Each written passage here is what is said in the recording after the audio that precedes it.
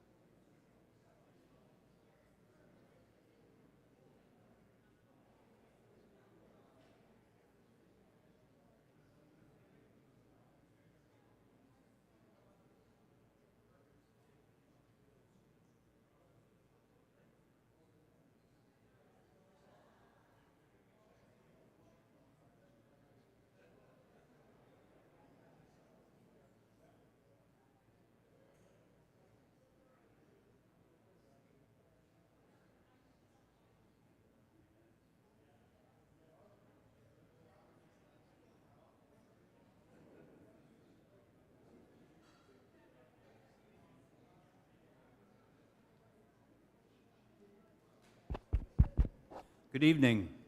Good evening. We'll be starting the program in about 3 minutes. So I see the wine has arrived if you want to go get something and refreshments.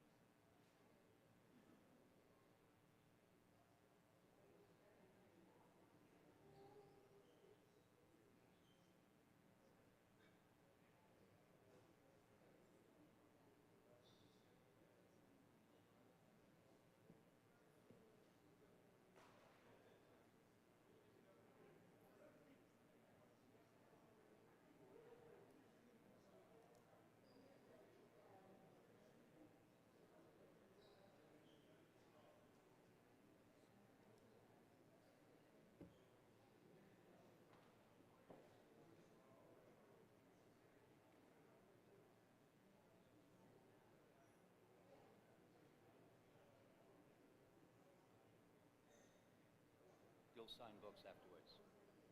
Yes, we're having some trouble, but I always making this thing work. Have you ever done it before? Lots of times. Oh. And I always start off with trouble until we figure out what's the matter. I went over one of my editors is the guy who knows how it all works. So I went over it carefully with him today. She's never done it before, and she might not have been getting it quite right. But so afterwards, I'll get her started. It's very easy. Once it's working, you go click, click, click, ding, it's done.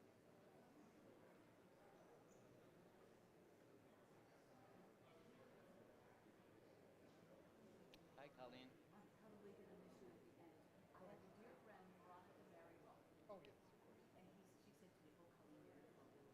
Oh, well, I hope not disappoint. Thank you.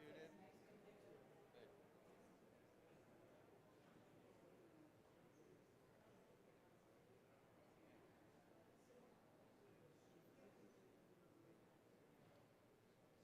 Good. Shall we? Ready? I'm gonna. A lot of people are watching live stream, though. Good evening. Good evening and welcome to the Church of St. Ignatius Loyola. I am Father Michael Hilbert, Associate Pastor, and on behalf of our pastor, Father Yesalona, and the whole parishioner of the parish community, I welcome you to this Laetare lecture for 2025, the third in our lecture series, a central part of our parish's celebration of the Jubilee Year of Hope, and has as its theme, Pilgrims of Hope. Pope Francis has called for this Jubilee year, citing St. Paul's letter to the Romans. Since we are justified through faith, we have peace with God through our Lord Jesus Christ, through whom we have obtained access to this grace in which we stand, and we boast in our hope of sharing in the glory of God. Hope does not disappoint, because God's love has been poured into our hearts through the Holy Spirit, that has been given to us. Hope does not disappoint.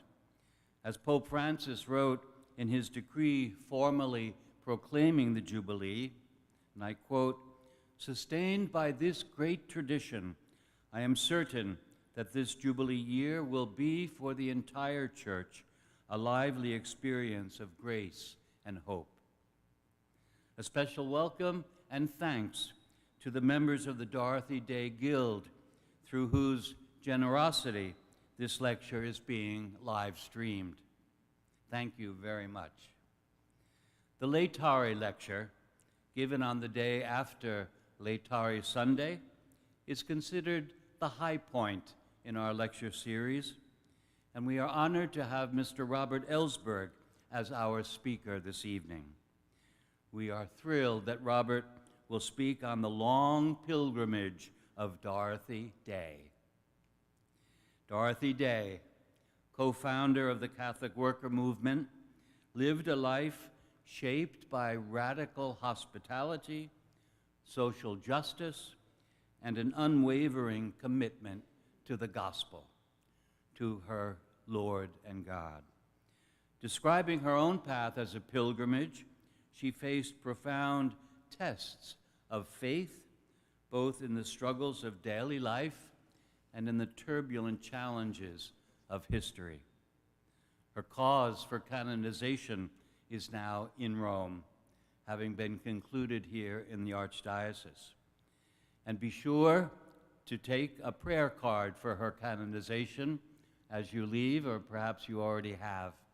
We have other literature for you at the table at the front, an excerpt from a book by Robert, and then a prayer card and a survey, I think it is. What was it? A petition that we ask you to take with you and fill out. Robert Ellsberg, the publisher of Orbis Books, worked with Dorothy Day. He knows her for about 50 years, and worked with her during the last 5 years of her life, serving for 2 years as managing editor of the Catholic Worker. He has spent much of his life promoting her life and legacy, including editing 6 volumes of her writings, most recently, Dorothy Day, Spiritual Writings. An excerpt of that book was published in America Magazine last November and is offered, as I said, as a gift by the author. And the book itself is available for sale and for signing by the author. Join me in welcoming Mr. Robert Ellsberg.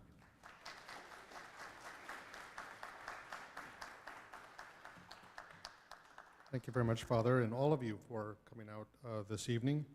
I'm still in a very much a Laetare mood since receiving the coveted Loyola Medal yesterday at Mass.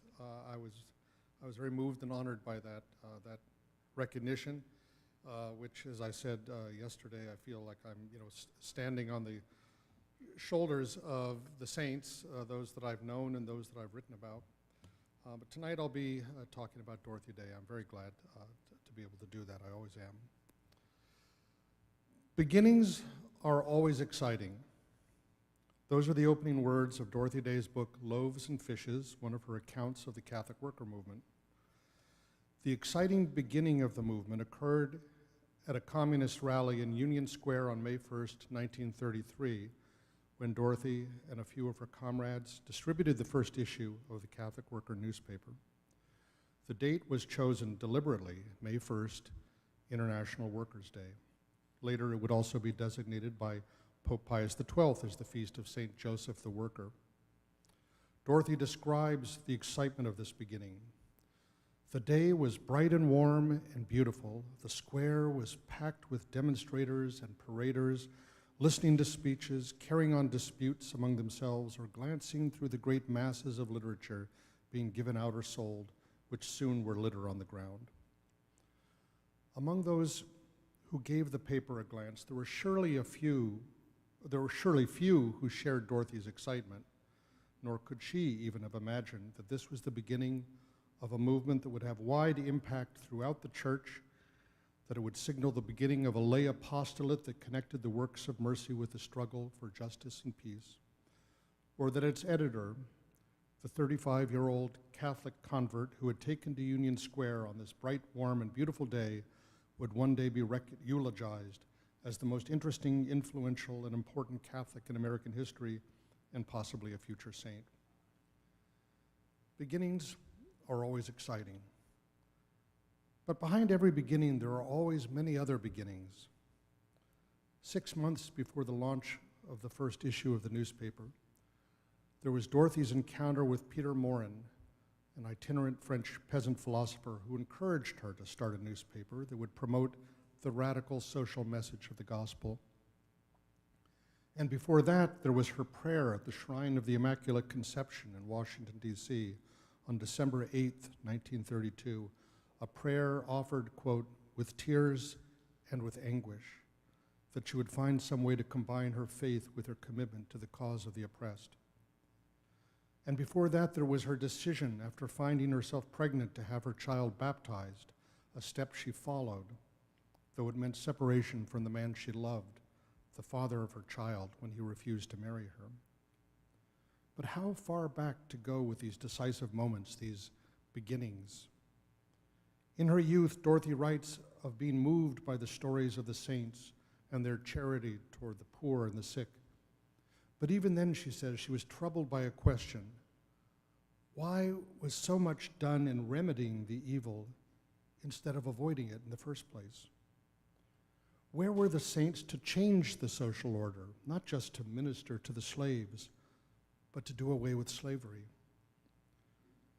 You could say that Dorothy's life was an answer to those questions. And perhaps even in those questions lay one of the many beginnings of her vocation. The novelist Graham Greene wrote, "There is always one moment in childhood when the door opens and lets the future in." I don't think those moments are confined to childhood, nor is there only one. We don't necessarily recognize their significance at the time. Sometimes they might even feel more like endings. But Dorothy's faith was deeply rooted in her reflection on such moments and the wider story of which they were a part. She believed in her life story, pondering and meditating on it throughout her life as a kind of spiritual text, a kind of personal proof for the existence of God. Along with the gospel story, it was the foundation of her faith. She could have resonated with the words of St. Augustine as he looked back on his life from the standpoint of his conversion and said, "All the while, far above, your mercy hovered fully about me." She told this story in 2 memoirs, From Union Square to Rome in 1938, and a longer version in The Long Loneliness in 1952.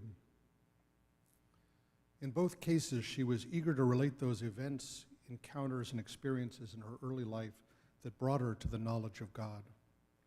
Chief among these was her engagement with the cause of the poor and the struggle for social justice. Quote, "Because I sincerely loved his poor, he taught me to know him. And when I think of the little I ever did, I am filled with hope and love for all those others devoted to the cause of social justice." But there were many other experiences along the way. Later, quoting a character from her favorite writer, Dostoevsky, she would write, "All my life, I have been haunted by God." And yet there was seemingly nothing inevitable about her decision to become a Catholic. She had been raised in a nominally Protestant family in which, quote, "the name of God was never mentioned, and to speak of the soul was to speak immodestly, uncovering what might better remain hidden." Her father, a sports writer who later described Dorothy as the nut of the family, believed that only Irish cops and washerwomen were Catholics. She was baptized in the Episcopal Church at the age of 12, but put aside any religious impulses during her 2 years in college. She wrote, "Religion, as it was practiced by those I encountered, had no vitality. It had nothing to do with everyday life. It was a matter of Sunday praying. Christ no longer walked the streets of this world. He was 2,000 years dead, and new prophets had risen up in his place." Dropping out of college after her second year, she moved to New York City and found work with a series of left-wing journals, including the New York Call, which was a socialist paper, and the Masses. Her friends were socialists, radicals, literary bohemians who regarded religion as the opiate of the people. One of her particularly close friends became a founder of the Communist Party. She wrote about her arrest with suffragists in Washington and the dejection she experienced in her brief stints in jail when, quote, the sorrows of the world encompassed her. And she was, quote, like one gone down into the pit. She wrote of late nights in saloons listening to Eugene O'Neill recite The Hound of Heaven. It was, quote, one of those poems that awakens the soul, recalls to it the fact that God is its destiny. And sometimes, after one of those all-night sessions in a tavern nicknamed Hellhole by its patrons, she would make her way to St. Joseph's Church in Greenwich Village and kneel in one of the back pews, quote, not knowing what was going on at the altar, but warmed and comforted by the lights and silence, the kneeling people, and the atmosphere of worship. One of her radical friends later said, Dorothy was always too religious to be a communist. In any case, her own life by this time had come to feel sordid, and yet she said, I had occasional glimpses of the true and the beautiful. Soon after, she would withdraw from her social set and enroll as a student nurse at Brooklyn Hospital, which at the time was overflowing with victims of the Spanish flu pandemic. It was there that she met a newspaperman with whom she had a passionate affair that resulted in her becoming pregnant. Feeling desperate, she had an abortion, which almost killed her. Afterwards, she says she twice tried to commit suicide. This episode falls under the category of stories she did not describe in her memoirs, referring only to experiences of, quote, the tragic aspect of life in general. If Dorothy is one day canonized, there's no doubt she will be a saint with an unusual backstory. As she wrote in her diary, aside from drug addiction, I committed all the sins that young people commit today. Yet even the circumstances of her conversion are unique in the annals of the saints. This occurred while she was living on Staten Island with a man she deeply loved and discovered that she was once again pregnant. His name was Forster, a soft-spoken anarchist with a great love of science and nature. With him, she began to feel that she was coming back to life, and in her happiness, she was surprised to find herself praying as she walked along the shore. Dorothy regarded their relationship as a common-law marriage, but Forster insisted it was just a comradeship. Even many years later, describing her feelings about Forster, she fell into a poignant rhapsody. I loved him in every way, as a wife, as a mother even. I loved him for all he knew and pitied him for all he didn't know. I loved him for the odds and ends I had to fish out of his sweater pockets, and for the sand and shells he brought in with his fishing. I loved his lean, cold body as he got into bed smelling of the sea, and I loved his integrity and stubborn pride. That's a paragraph you will not find in Augustine's Confessions. What Dorothy termed this period of natural happiness was exponentially magnified when she discovered that she was once again pregnant. Following the complications from her earlier abortion, she had believed she couldn't have a child. Now her gratitude was so great, she said, that only God could receive it. And in this joy, she knew that she wanted to have her child baptized. Why the Catholic Church? She believed that the Catholic Church, for all its failures, was the church of the poor. She believed it would give her child a sense of order and discipline that she had lacked in her own life. She was attracted by its appeal to the senses, the sacramental sense, that God's grace is transmitted through nature, through bread and wine and beauty. Not knowing any actual Catholics, she approached a sister of charity walking along the beach and asked for her help. But here was the beginning of a great tension, because Forster was an anarchist and atheist. He had no use for religion, and he would have nothing to do with marriage by church or state. So Dorothy knew that if she became a Catholic, as seemed increasingly inevitable, it would mean separating herself from the man she loved and the father of her child. And after her conditional baptism in 1927, that's exactly what happened. It came down, she said, to a choice between God and man. Sadly, painfully, she made her choice. In December 1927, a most miserable day, she says, she took the ferry to Staten Island and writes grimly that I had no sense of peace, no joy, no conviction even that what I was doing was right. It was just something that I had to do. Afterwards, she would not let Forster back into the house.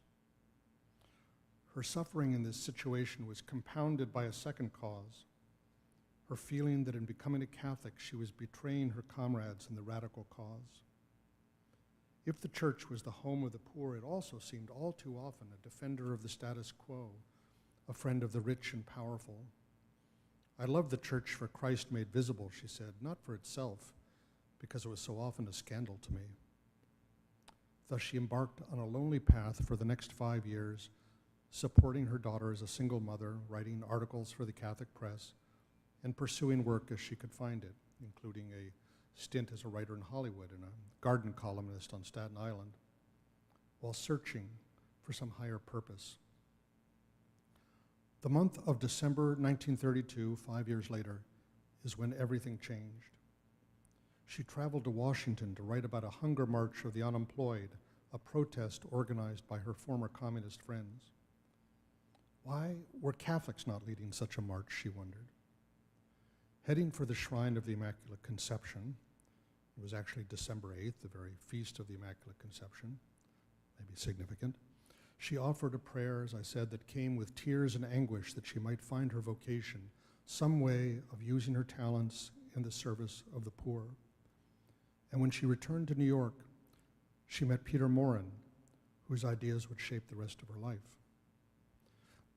This is a familiar story that Dorothy related in her memoirs, but before I describe what happened next, I'd like to pause a moment to share another dimension to this story, which I only discovered when I had the opportunity of editing her selected letters all the way to heaven. In editing this book, I was at first struck by the contrast between the letters preceding her meeting with Peter Morin and those that follow 1 year later. Whereas before she was a single mother, a struggling freelance writer trying to write stories and novels on the side, a young convert still finding her way in a church in which she admits, I still did not know personally a single Catholic layman. 1 year later, she's suddenly the confident editor of her own newspaper, the leader of a lay movement, a recognized name in both church circles and the social movements of the day. And you think, where did this person come from?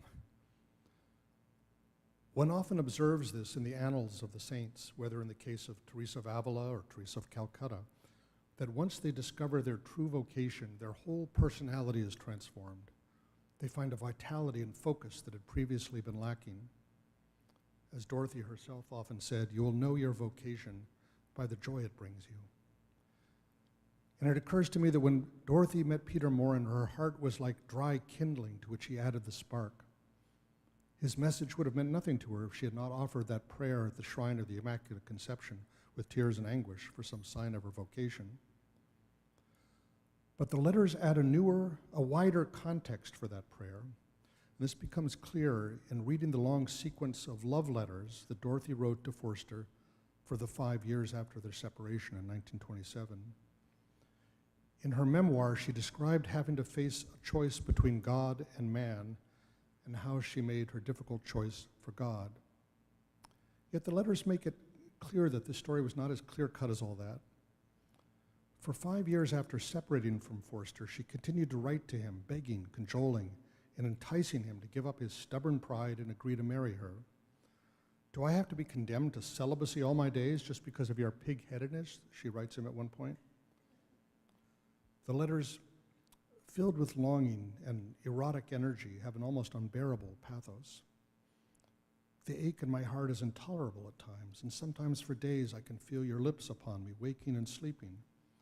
It's because I love you so much that I want you to marry me. I want to be in your arms every night, as I used to be, and be with you always. But in the end, she realized that this was not to be.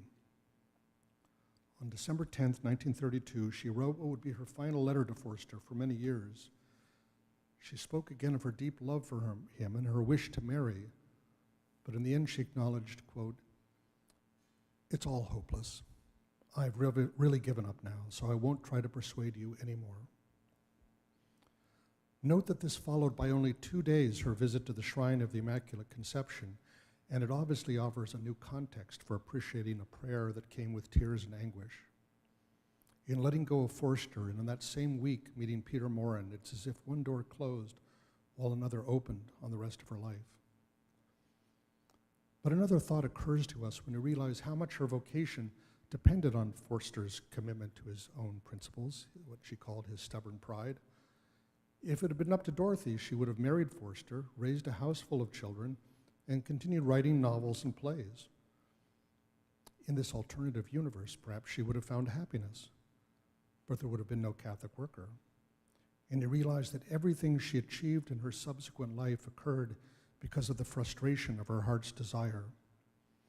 Everything she would contribute to the church and to the world, causing Pope Francis to cite her in his speech to Congress as one of the great Americans and now fuels the cause of her canonization, was built on an experience of hopelessness and surrender.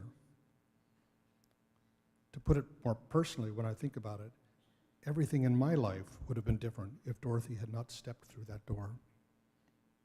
And that sheds a different light on all the twists and turns in our lives, the follies, the sins, the failures, the chances and accidents, the things that broke our hearts, the doors that closed in our faces. And to imagine that somehow God was there all along, as much as in the moments of glory. As I said at the outset, sometimes there are beginnings that look very much like endings. Dorothy closed the door on her hope of reconciling her faith with a happy married life.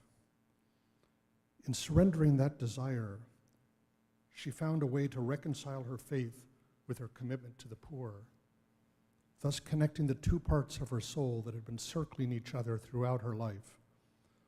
It was one of those moments in which a door opens on the future, and it only remains for us to take the first step. It took a while, not at their first meeting, before Dorothy recognized that Peter Morin, with his thick French accent and shabby appearance, who proceeded to lecture her about history, the problems of the industrial age, the dignity of work, the monastic ideal of hospitality, was pointing her in the direction of her vocation. 20 years Dorothy's senior, Morin had been raised in a peasant family in southern France. Educated by the Christian Brothers, he had imbibed the spirit of social Catholicism before immigrating to North America, where he tramped about in poverty, engaging in hard labor, while devising a synthesis in the area of Catholic social philosophy. Peter Morin believed that the troubles facing the world came from substituting the bank account for the Sermon on the Mount as the ultimate standard of values. He believed Christians should begin at once to live by gospel values, building a new world within the shell of the old, a world where it would be easier for people to be good. It was not immediately clear to Dorothy how all this related to her search, yet one of his suggestions immediately caught her attention, that she start a newspaper to promote the radical social message of the gospel. Almost immediately, she got to work, and the result, just a little over 5 months later, was the Catholic Worker, an 8-page tabloid that sold then, as it does to this day, for a penny a copy. The first issue was filled initially with stories about strikes, evictions, child labor, racial injustice, and Peter Morin's own so-called easy essays. She described the purpose of the paper in her first editorial, which was written along with the rest of the paper on her kitchen table. For those who are sitting on park benches in the warm spring sunlight, for those who are huddling in shelters trying to escape the rain, for those who are walking the streets in the all but futile search for work, for those who think that there is no hope for the future, no recognition of their plight, this little paper is addressed. It's printed to call their attention to the fact that the Catholic Church has a social program, to let them know that there are men of God who are working not only for their spiritual, but for their material welfare. This link between the spiritual and the material was the foundation for the Catholic Worker. I think one of Peter's major contributions was simply to give Dorothy a kind of permission to launch her own movement. Drawing on the lives of the saints, he showed her it was not necessary to wait for anyone to authorize or sponsor the way of discipleship. The saints began immediately with whatever means were at hand. If God blessed their venture, the means would arrive. For Dorothy, this meant launching her newspaper at a communist rally on May 1st, 1933, with no money, calling it the Catholic Worker without checking or seeking prior permission from the bishop or any other authority, daring to offer a Catholic perspective on social issues of the day that was far in advance of contemporary social teaching. Other lay Catholics quickly answered her call and gathered to join the work. Before long, they had implemented the second plank in Morin's program, opening a house of hospitality where she and her fellow Catholic workers would live among the poor in voluntary poverty, practicing the works of mercy. Before meeting Morin, Dorothy says she had been searching for a synthesis of her own between the spiritual and the material, this world and the next. The solution to that synthesis, she came to realize, was in the radical implications of the Incarnation. God and Jesus had entered our flesh and our history. All of creation, the whole material world was thereby hallowed. We could not separate the love of God from the love of our neighbors. Jesus said that what we did for the poor, we did directly for him. Dorothy and Peter believed it was not enough to write about these ideas. We must live them out. And this led to other houses of hospitality for the practice of the works of mercy, feeding the hungry, sheltering the homeless. But she believed it was not enough simply to care for the poor. It was also necessary to challenge, protest, and resist the structures that cause such poverty and the need for charity, particularly the spirit of financial speculation, the valuation of capital and property over labor, and the diversion of resources to militarism. It was not enough just to bind up the wounds of the slaves. She wanted to do away with slavery, with injustice, with racism, with war and violence. And she and Peter also believed it was not enough just to protest and agitate about social injustice. Articles in the Catholic Worker also held out a positive vision of an alternative world, a society organized around values of solidarity, community, and human dignity instead of selfishness and greed. What would the world look like if we truly recognized Christ in our neighbors? Just as Dorothy believed in the real presence of Christ in the Eucharist, she believed that Christ was equally present in the poor. And so our response to the poor was a test of the authenticity of our worship. How could we love God whom we haven't seen if we didn't love our neighbor whom we have seen? And how could we love our neighbors who are hungry except by feeding them? The mystery of the poor is this, she said, that they are Jesus, and what you do for them, you do to him. But the implications of this doctrine were far more controversial when applied to war. If Christ was present in the disguise of our neighbor, this was also true in his most terrible disguise, in the face of the one we call the enemy. We were told to feed, clothe, and shelter our neighbor, to nurse the sick, to comfort the afflicted. The works of war were the exact opposite of the works of mercy. It was Dorothy's conviction that Jesus had come to offer a radical new definition of love as the ultimate law of our lives. A new commandment I give you, that you love one another as I have loved you. It was a new commandment, for the love exemplified on the cross extended beyond our friends and family to embrace even those who would do us harm. Jesus left us a definition of nonviolence not only in his words, but in the manner of his life. By his death and resurrection, he had converted the cross, a sign of defeat, into a symbol of life and hope. And he had come to substitute the cross for the sword or the bomb as an effective instrument of liberation and justice. No doubt this was true folly in the eyes of the world, but we were not told to love up to the point of reason, prudence, or personal safety, but to love unreasonably, foolishly, profligately unto the cross. This, Dorothy believed, was the radical heart of Jesus' message, no matter how scandalous or unreasonable. It was, in the end, the defining message of the gospel. Her pacifism, first expressed during the Spanish Civil War, was maintained throughout World War II and continued in the era of the Cold War in Vietnam, and it caused outrage and scandal, even among many who applauded her wonderful work with the poor. Beginning in the 1950s, the Catholic Workers sponsored numerous protests against the dangers of nuclear war. For her own refusal to cooperate with New York City's compulsory civil defense drills, she served several jail terms. Most Catholics of the time probably thought this was a very foolish gesture. This was at a time when supposedly sane members of the political and military establishment believed that a war that cost the Russians 100 million lives while costing only 50 million of our own would represent a successful outcome. In relation to such thinking, Dorothy did not mind being considered foolish, impractical, or even crazy. From her point of view, policies that were considered prudent, practical, and sane were in fact murderous, suicidal, and blasphemous. She did not expect great things to happen overnight. She knew the slow pace by which change and new life comes. It was, in the phrase she often repeated, by little and by little that we are saved. Of course, by sitting out these civil defense drills and going to jail, Dorothy never supposed that such gestures would bring an end to war. No more than the work of feeding a few hundred hungry people each morning would solve the problems of the Depression. But like Jesus, who spoke of the mysterious potential of a mustard seed, Dorothy believed in the power hidden in small means.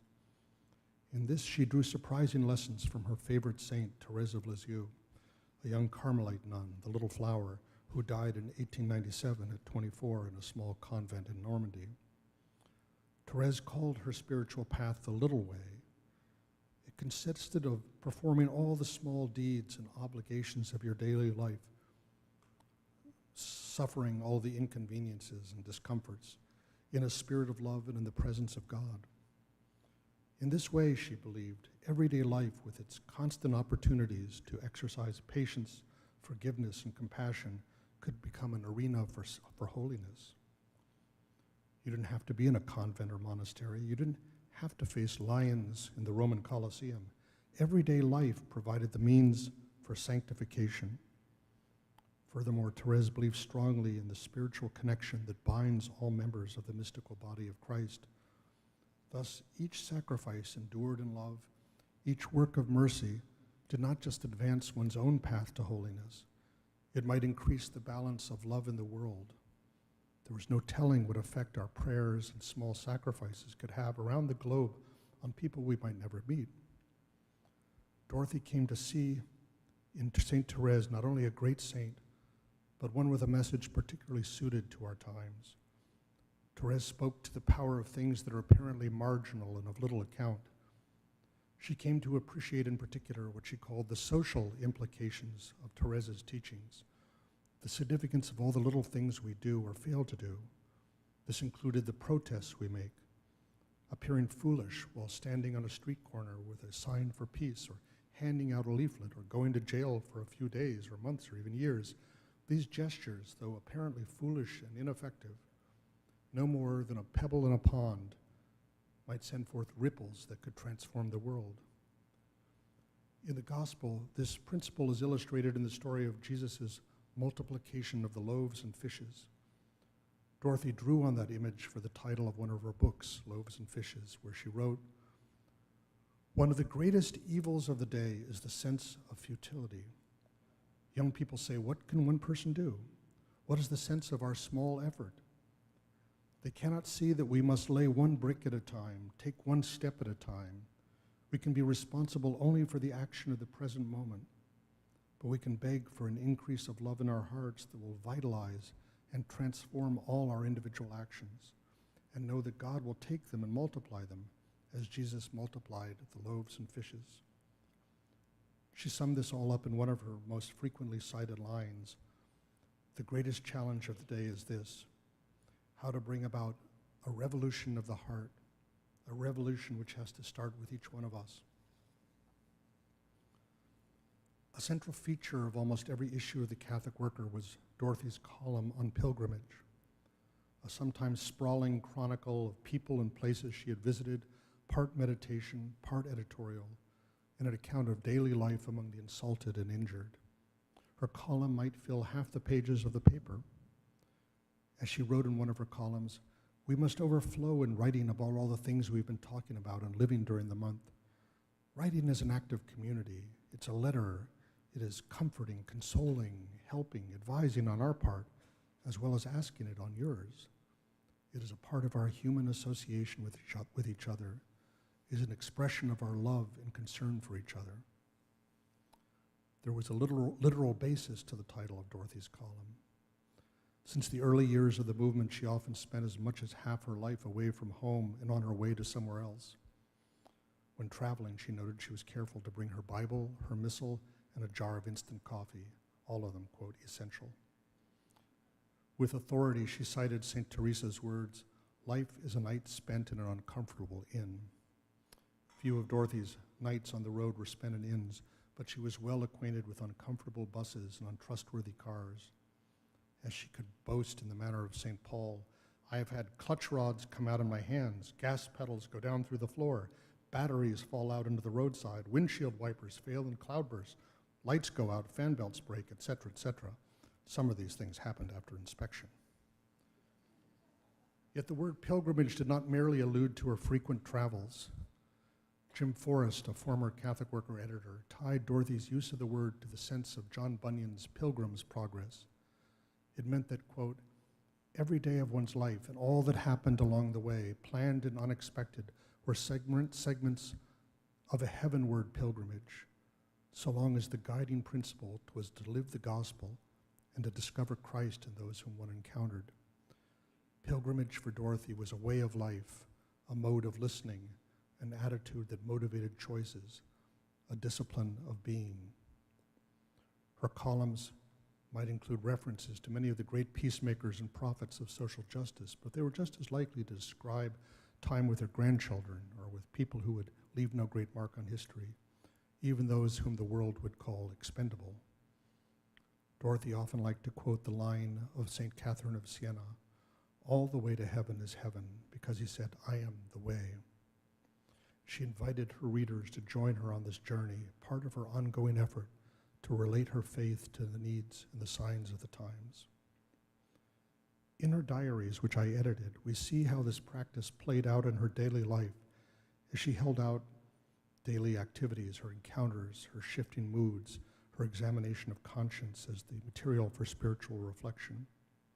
In one entry, she makes an inventory of her faults: lack of charity, criticism of superiors, of neighbors, of friends and enemies, idle talk, impatience, lack of self-control, pride and presumption, self-will, desire not to be corrected, to have one's own way, impatience in thought and speech. Someone once told Dorothy to hold her temper, and she said, "I hold more temper in 1 minute than you will in your entire life." The title I gave to her diary is "The Duty of Delight," is taken from a phrase she liked to repeat. It appears in the postscript of her autobiography, where she writes, "It's not easy always to be joyful, to keep in mind the duty of delight." It says a lot about Dorothy's spirituality. It's one thing to love people who are lovable. It's one thing to feel delight when things are delightful. But the heart of the gospel is adding love even when there is no love. Loving the person beside you, even if that person is disagreeable. Living for so many years in a fractious community made up of so many broken and damaged souls was a truly heroic undertaking. But if you willed to love someone, if you willed to see Christ in them, you could do it, so Dorothy believed. That didn't mean it was any easier for her than for the rest of us. Yet it was the exercise of her faith in these small ways, the effort to live her daily life in the conscious presence of God, that equipped her for the extraordinary and heroic actions she performed on a wider stage. I noted that it sometimes happens in our life that a door opens up and lets the future in. For me, that occurred 50 years ago this summer, in 1975, when I first encountered Dorothy Day. I was 19, and I'd taken a year's leave from college, intending to spend a few months at St. Joseph's House. A number of motivations drew me. I was eager to experience something of life firsthand, not just from books. I was tired of living for myself alone and longed to give myself to something larger and more meaningful. I had a pretty good idea of what I was against. I wanted to find out what my life was for. Dorothy was familiar with such motivations. "What's it all about, the Catholic worker movement?" she asked in one of her last columns. It is, in a way, a school, a work camp to which large-hearted, socially conscious young people come to find their vocations. After some months or years, They know most definitely what they want to do with their lives. They learn not only to love with compassion, but to overcome fear. As it turned out, my plan to stay just a few months ended up stretching out to 5 years, which turned out to be the last 5 years of Dorothy's life. And in the end, I found much of what I'd been seeking, and perhaps much more. I'd only been at St. Joseph House a few months when Dorothy asked me to serve as managing editor of the newspaper. She was largely in retirement, and the management of the paper and the day-to-day work of the hospitality house were in the hands of those she called the young people. At 20, I qualified as young. Otherwise, I had no evident qualifications otherwise for such a task. I wasn't even a Catholic at the time. My appointment evidently had more to do with the fact that nobody else was particularly interested in the job. Nevertheless, one of the first things I learned about Dorothy was her ability to recognize and encourage people's gifts and possibilities. Possibilities, I should say, that weren't at all evident to ourselves. Though I was privileged to know Dorothy, most of what I've come to understand about Dorothy Day has come from her writings. I've just finished the 6th volume, her spiritual writings. But without a doubt, I learned the most about her from the opportunity to edit her diaries and selected letters. From these volumes, I learned in particular about the spirituality that was expressed in the ordinary events and encounters of her daily life. Many people associate Dorothy Day with dramatic actions on the public stage, walking on picket lines, refusing to take shelter during civil defense drills, standing beside young men who were burning their draft cards during the Vietnam War, or being arrested at the age of 75 while picketing with striking farm workers in California. From that final arrest, many are familiar with a famous photograph by Bob Fitch that shows her calmly sitting on a portable stool, offset by the outline of 2 burly and well-armed police officers. It was that iconic image of contemplation and action, as much as anything, that first attracted me to the worker. Of course, we also associate Dorothy with the work of the Catholic worker, putting out a newspaper, living among the poor, practicing the works of mercy. But reading and editing her diary showed me that those activities were only the public face of a life that was mostly spent, as it is for all great souls, as well as the rest of us, in very ordinary and undramatic activities. And it was especially in that realm of ordinary daily life that she expressed her spirituality and found her path to holiness. Now, through her writings, anyone can know Dorothy in this way, but still there are a few things about her that I think you could only know from spending time with her. For one thing, her intense curiosity and interest in life. Part of this came from the habits of a journalist accustomed to carrying around a notebook to jot down facts and details of about the places she went and the people she met. She never seemed bored or jaded.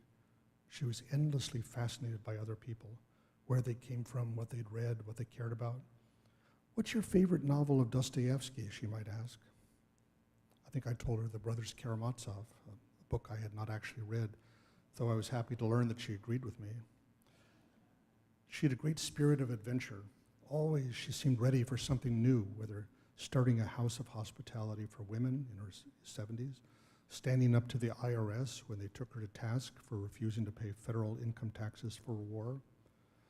When an exasperated IRS agent asked her to estimate how much she owed in taxes, she replied, "Why don't you just tell me how much I owe, and then I just won't pay it?"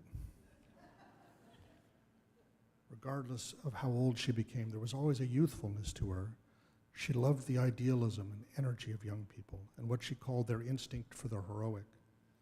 She urged us to aim for the impossible, noting that if we lowered our goal, we would also diminish our effort. Yet she was understanding of our mistakes and foibles. The memory of her own youthful struggles made her particularly sensitive to the searching and sufferings of youth. She herself was always ready to be inspired and renewed. In her diary, she wrote, "No matter how old I get, no matter how feeble, short of breath, incapable of walking more than a few blocks, with all these symptoms of age and decrepitude, my heart can still leap for joy as I read and suddenly assent to some great truth enunciated by some great mind and heart." For Dorothy, all of life was a school of charity and gratitude.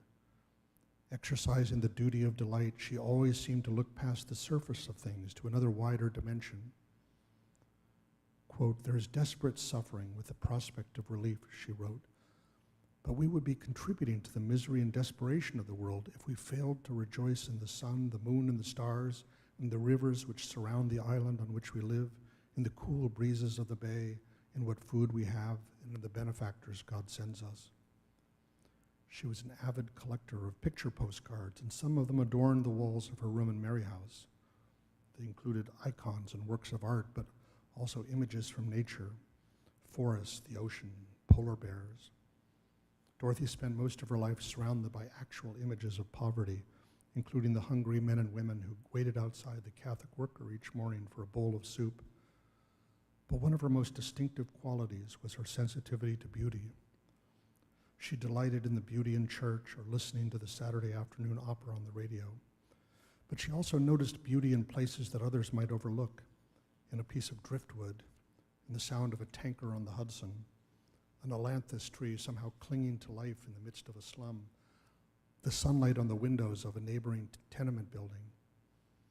But she also had an eye for moral beauty, the sight of someone sharing bread with a neighbor, the literal meaning of companionship. And hardest of all, she could see beauty where others did not, in the features of Jesus under the disguise of the poor and downtrodden. She frequently quoted Dostoevsky's famous line, "The world will be saved by beauty." I often puzzled over what that meant. Once when I was fasting in a jail in Colorado, she sent me a postcard with an aerial photo of Cape Cod with the message, "I hope this card refreshes you and does not tantalize you." It occurred to me that Dorothy believed that beauty itself had a moral dimension. To direct our attention to beauty, or even the recollection of it, while sitting in a slum or a jail cell or a hermitage, could inspire us to greater courage, hope, and love. The world would not be saved by pretty things. It would be saved by our capacity to see beneath the surface of things, to see reality in its ultimate depths, as God saw it and pronounced it good. And that leads me to one last thing, which comes as a surprise to those who only know her through her dour expression in photographs, and that is how much fun it was to be with her. She had a tremendous sense of humor and a girlish laugh. John Court, who joined the Catholic worker soon after graduating from Harvard in the early 1930s, was drawn to the movement after witnessing how much fun Dorothy seemed to be having. Here's a woman who appeared to be pretty old, at the time she was in her mid-30s, who seemed to be having the time of her life, and he wanted a share of that. The long loneliness ends with a meditation in which she says, "We were just sitting around talking when everything happened, when Peter Morin came in, when lines of people began to form, when someone said, 'Let's all go and live on a farm.'" She says, "It was as casual as all that, I often think. It just came about. It just happened." And that's one of the things you had to experience for yourself being around Dorothy. The unexpected things that could begin in a conversation as you just sat around talking. The way that history or your own life could suddenly take a turn as you were just sitting around the kitchen table over a cup of coffee or a bowl of soup. When you lived your life in the spirit of pilgrimage, everything had a providential character. It often seems that way for me too when I look back on my life. It just happened. And the talk and the witness and the daily acts of faith and love continued long after I had moved on. "You will know your vocation," Dorothy once said, "by the joy it gives you." It was evidently not my vocation to remain serving soup at the Catholic worker, but evidently it was my vocation to become an editor, in fact, incredibly enough, Dorothy's editor. And that has given me great joy. Thank you very much.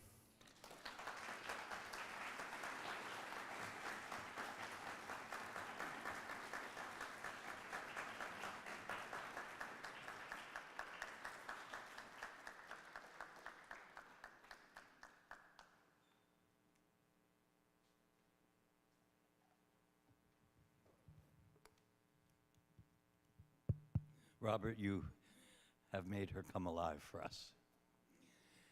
And the question you asked, what would the world look like if we loved as Jesus loved? If we saw our lives as a pilgrimage, and that the road to heaven itself, that God is always with us, and that the saints are not these plaster statues that we have in our churches.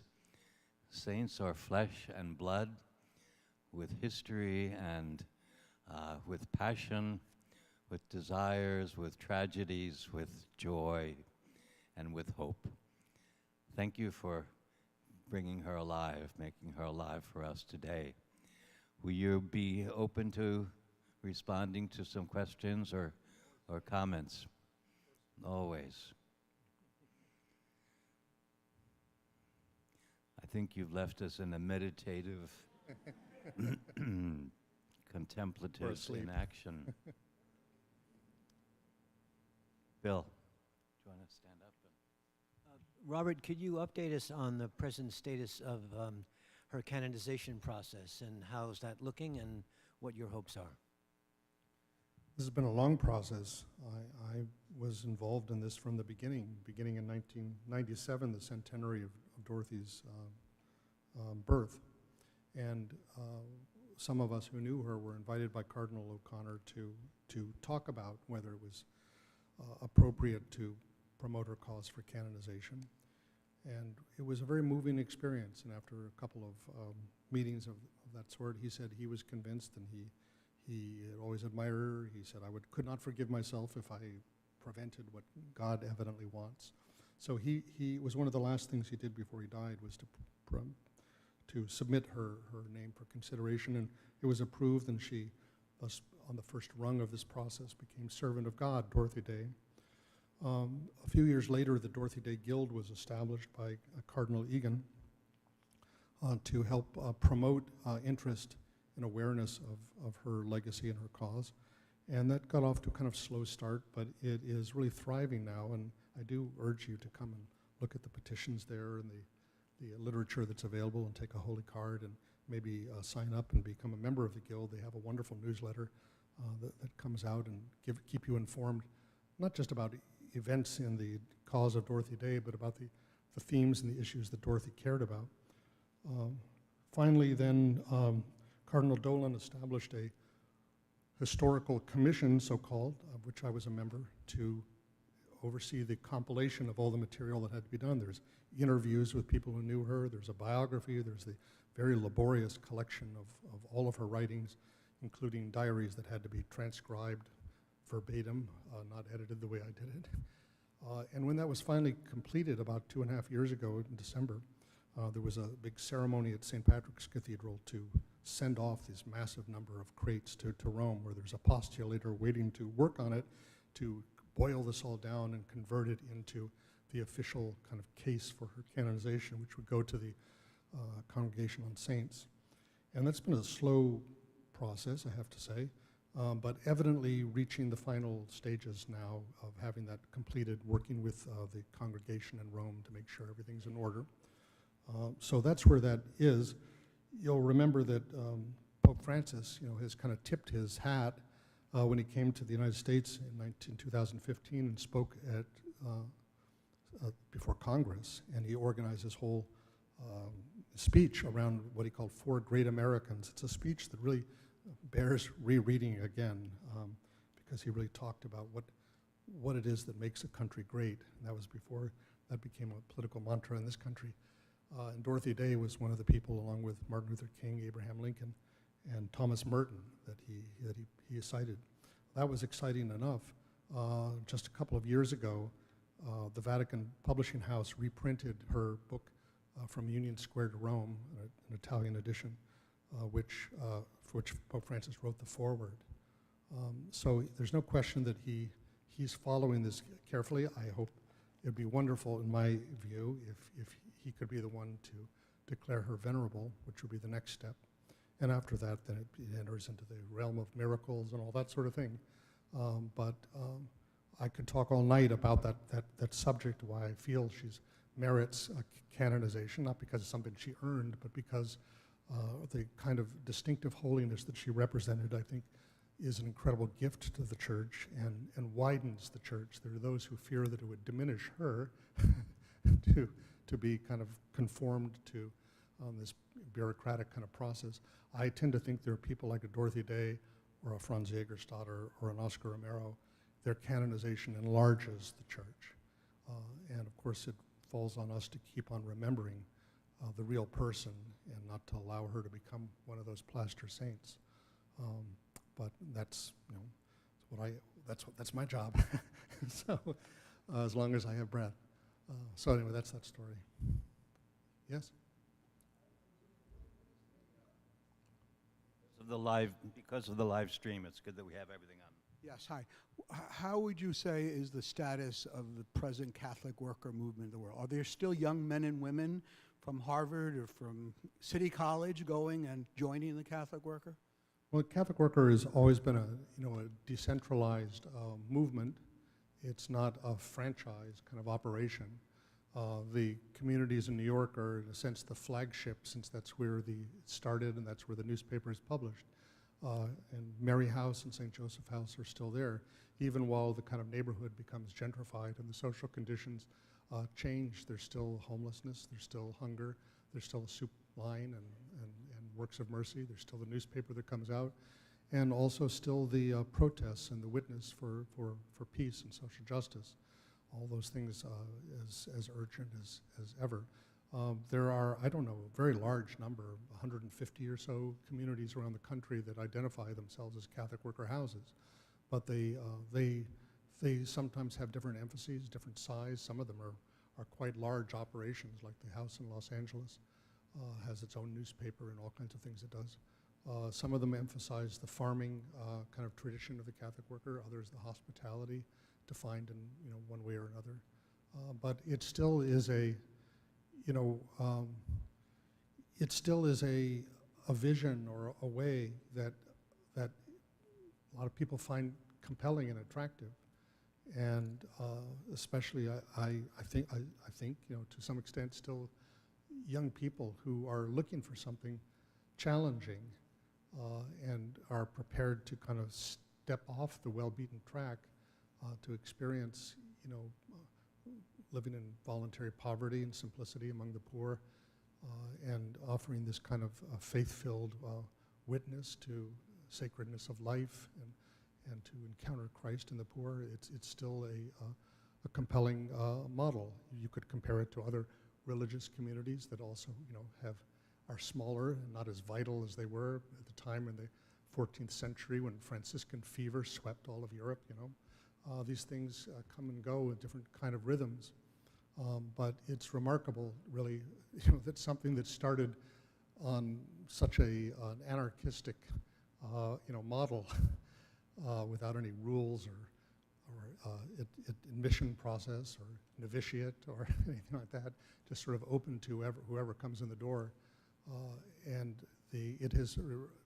For that very reason, there's an amazing stability in the culture of the Catholic worker. You can walk into a Catholic worker house anywhere, and it just has a certain vibe that same kind of cast of characters. Some of them seem like they're out of a novel of Dostoevsky, and some of them are saints, and some of them are holy fools, and some of them are workers, and some of them are slackers, as Stanley Vishnevsky used to say. But I think it still has meaning. It still offers a prophetic witness, as I said, not as a solution to all the problems in the world, but as a kind of planting seeds of awareness and consciousness. Yes. Hi. Sainthood and family doesn't seem to go well together, and I guess the daughter Tamar was an involuntary victim of this path, no? And the question is, later in life, would she have changed something? Did she ever share something about that? Would who have changed? I'm sorry. Well, I understand that her daughter eventually left the church and in a way did not enjoy the life. But I'm not sure if there's anything that you can share about that. Well, I'm not sure it's for me to go into that. I do highly urge you to read a wonderful book by Dorothy's granddaughter called Saved by Beauty. It's the story of her mother, Tamar, Dorothy's daughter, and her grandmother, Dorothy, and a fascinating window into Dorothy through the lens of her relationship with her daughter. Very revealing about Dorothy's humanity. In fact, I take great comfort and encouragement in the fact that Dorothy wasn't perfect at everything she did and didn't pretend to be.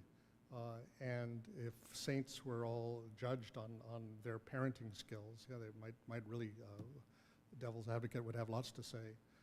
Dorothy loved Tamar, and Tamar loved Dorothy, and there were many aspects of the Catholic worker life that Tamar very much did love, the crafts and the farming and the hospitality. But I think as a young person, that the kind of austere piety of the worker, especially in the 1940s when Dorothy was going through the retreat movements and everything, a lot of emphasis on asceticism and self-denial and mortification and that sort of thing, that was very difficult for Tamar. So I refer you to the book to kind of answer that question more deeply. Actually, Kate Hennessy spoke here a few years ago in the lecture series, and it was a very beautiful testimony. I mean, it's significant that, she had, Tamar had 9 children, and 2 of her granddaughters, Kate, is really an artist and a writer who has, devoted her, kind of followed in Dorothy's spirit as a writer, and has created this wonderful book. So very much affected by her grandmother's influence. And then Martha Hennessy, who is a part of the Catholic worker community here, has followed very much in Dorothy's path of peace witness. She was imprisoned for a year or so for act of civil disobedience at a nuclear submarine base. But there are, Dorothy she said, I was the barren mother of children who became, the joyful mother of many. I consider myself one of those children who, not entirely faithful to her way, but whose life has been entirely guided by her vision and her inspiration.